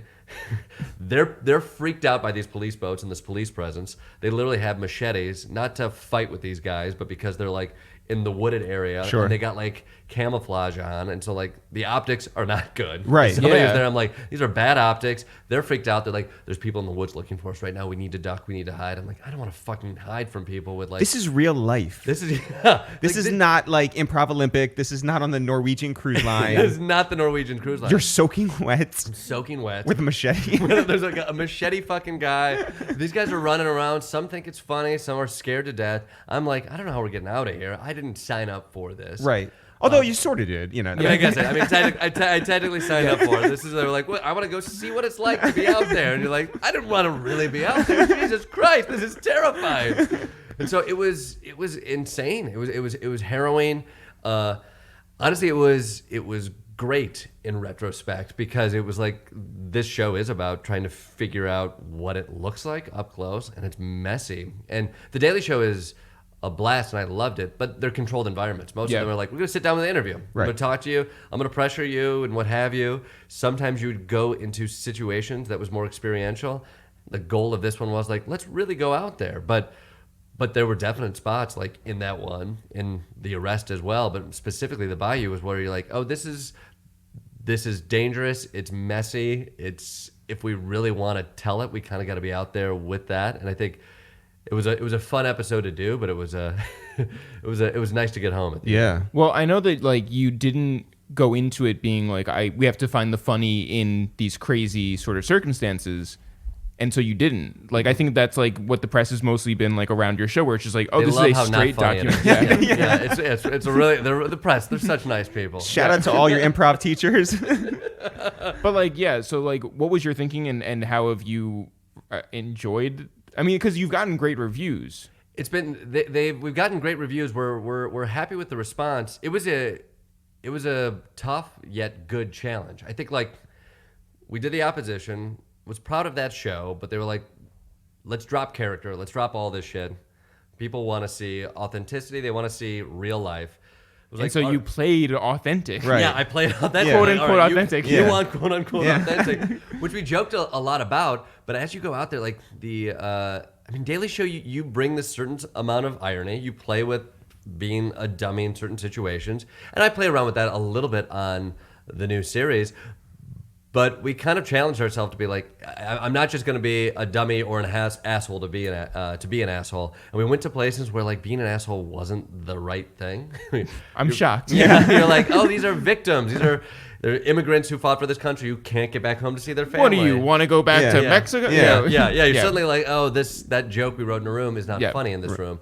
And so it was a good challenge. I think it was like, oh great, I might have to just be a human in this situation. Yeah. Let's try to find situations that are honestly dangerous, and a guy who's trying to be a part of a situation is a little inherently comic. So there's a lot of fish out of water moments of like, all right, I'll drop into your weird world for a couple days, and that will be inherently comedic. But we'll kind of trust ourselves with going to dark stories and find some comedy and maybe find some poignancy there. And I think we ended up realizing we're making documentaries. I think you set out thinking like, oh, we're going to make like comedy pieces like The Daily Show. And you're like, oh, fuck, we're making documentaries. It was like, all right, let's embrace that. Let's find comedic context. I'll be funny on my feet in these spots. I'll be funny with some of the context here. I'll choose not to be funny in places, and I think that will hopefully give us more leeway with these stories. Yeah, it's not so much a departure from what you were doing. It seems like an evolution, right? Yeah. I'd like to think so. I think like it was like, the thing you don't get with 6-minute pieces is any kind of nuance or three-dimensional characters. It's there's your good guy, there's your bad guy. It's like, oh, if you spend a week with the people, it's more complicated. It's like let's embrace that. Let's let these stories be a little more complicated. Let's go to the bayou and tell a story about like an imperfect protest. I think it's funny. I think we have some really funny parts, but I think there's moments where we're like, in the Daily Show, you would do it, and you'd have like, here's your funny weird question, a little bit of earnestness, and let's tag it with a dumb moment or what have you. And you get that, you get used to that rhythm. It's not always the most gratifying joke. It's like it checks the box of like, and that was a comedic moment that was ended. And you're like, when you do that for 3-4 years, you're like, I don't know if that's a great joke. It's just the rhythm we're used to. Right. And so with this new one, it's like, let's break that rhythm. Let's let this be a piece. Let's find like, I think there's some really genuine funny moments that happen because you're like, oh, this is just earnestly there. And we started, we had to balance. We'd go out there with stuff that felt like put upon jokes, and you come back, you're like, now it's not a documentary. Now it's a guy who's doing a joke and somebody's pretending like they don't see a joke. So we ripped all of that away. And it's like, it's got to really be there. Otherwise we're just playing pretend. Who do you screen it for that you really trust? That's a great question. Finally. I know. Oh my god. Yeah, I was going to say, yeah. I mean, the Method Man one was a weird one that I was like, maybe this is a good question. It feels like a stretch. But that one really checks it off. We are your third favorite podcast. So yeah. With the third best question on all of the internet. 8th best. I think I got good. I have a buddy of mine who I've worked with, who is a writer on the show. I mean, everybody on the show I trust, but like a guy who my last 3 projects, who I wrote the reality show with. I didn't know if you wanted to like keep it generic and be like one of the people who writes in the show I really trust. I trust one. Yeah. I trust they'll them all. figure it out. They Yeah. will know. Yeah. I mean, I go with people who I trust everybody on the show, but I think when I step out and I show it to people who I've done 4 projects with, that it's like, great. How is this working? Because I can show people who I trust at the Daily Show and they give me Daily Show notes. And I trust people who have seen other stuff and they give me other stuff notes. I trust my wife. Yeah. And I show it to my wife and she's like, yeah, that works, that doesn't work, and do that. So my wife and then anybody who's got like, who's known me for more than 5 years. Yeah. I think it's really helpful because there are other things in this one where you're like, I don't know if this is funny, but does it work? And they're like, yes, this is what is good. And you're like, Yeah. So good. if we came in, Yes. we haven't known you for very long. No. Just as long Not as this long. podcast. Yeah, except for like 4 hours. That's Yeah. about it. And if I was like, the name Klepper. Yeah. How tied are you to that? Yeah, I mean it's a generic name, and I think we could brainstorm on it. All right. So you grew up in the 90s. Mm-hmm. Where were you when the clapper came around? Because I imagine that like played some sort of. It mattered more to you than to me. It did. I think like it became a part of culture, and so it was a joke teachers would often make when they would read my name. They'd go Clapper. Klepto would be something they would often go to, which then Klepto would sometimes go to pedo. I don't know what. Like that's neither here nor there. I mean, again, this is like it's kids trying to. Was it Elon Musk? Yeah. It was. Oh yeah, I also kitty fiddled when I was young. Did we not cover that yet? I don't think I so. left Yeah, that out. Yeah, but no, Clapper definitely was a thing that has also impeded people actually learning my name, which I've started to learn when you name a show Klepper, and you realize for some reason still the associations people have are like, oh, what is that? I'm like, it's my name, and people mispronounce it, which it's just how it's spelled. Wait, mispronounce it how? They often Kleeper? go Kleeper or they go Kepler. Which there's a branding issue, and this is why I might not be so successful when it comes to having television shows named after me. But I think people think of Johannes Kepler more than they think of Jordan Klepper, and so they say Kepler sometimes. I'm gonna tell you, nobody thinks Yeah. of Are Johannes. you sure? Yeah. I think a lot of people think about Johannes Leave a Kepler. comment if you've ever thought about Johannes Kepler. I just think you guys You're talking down to your audience. Right now. My mock trialers out there, they're gonna love this interview. They're gonna talk about Johannes Kepler. We're gonna totally rebrand this whole thing. That's right. Yeah. Bring the locks back and fucking talk Ulysses, you guys. Are you still the same guy from Kalamazoo? No. Taller. Yeah. I'm taller. Yeah. I mean, human beings, I'm told that like their entire body changes every 7 years. That we continue to regrow. Really? Did you read this Reddit? Yeah, yeah. It might be. It's definitely something that's worth Joe Googling. Rogan's Yeah. podcast. Is this what Greg Proops retweeted? I'd like to think it's all of those things. I'd like to think it's a Greg Proops retweeted Reddit comment that Joe Rogan made. That's the name of my improv group. Yeah. That's a good one. Great. They do great grounded scene work. I don't know if that's true I read somewhere that that's the case, and it sounds dubious. Yeah. The more you say it out loud. Yeah. Every 7 years. Right. But I like I think I retain a lot of Kalamazoo pride and all of that, but I look back. I think I'm completely different because I've been shaped by the experiences since then, in a good way. I'm going to make an esoteric thing that I noticed this morning. Oh, here it comes. You ready? Yeah. All right. I was reading Ulysses. Did you borrow it from the Clinton Library? Steal it. Yeah. I did. Yeah, Bill loaned me Ulysses. I tried to read Ulysses a few years ago, and I couldn't get through it. But I was like, I want to read this book. I hear it's great. I do like James Joyce. No big deal. Yeah. But I'd underlined a few things, and I started it a couple days ago. I'd been like, fuck it. I need to finish this book. It's this white whale. 1,000 I haven't read that book page. either. Yeah. It's a 1,000-page, very difficult thing. But I gone through it, and I had these things underlined, and I reread it this morning, and they didn't make no fucking sense. And I can't figure out what I saw in the passages. I literally was like, I don't know why I'm underlining this. And I think like it is funny even thinking of where I was 2 years ago, where I'm like, the little I've started to piece together, it's like, I thought this book was about this one thing, or I'm making references because I think it's profound in one way, that I've read it again. I'm like, I don't think that at all 2 years later. Yeah. That should be your Amazon review. Yeah. It's like, oh This my book God. makes no sense. Talk to me in 2 years. But right now, the Jordan of right now has no idea what this book is all about. I think that book is all about a buffalo and a convertible. That's what it is. I know it. I just got to get to the end. Jordan, congratulations on Klepper. Congratulations on your entire journey to this point, and we're really looking forward to everything you have coming up. Guys, thanks for talking to me. Yeah, no doubt. Well, you know.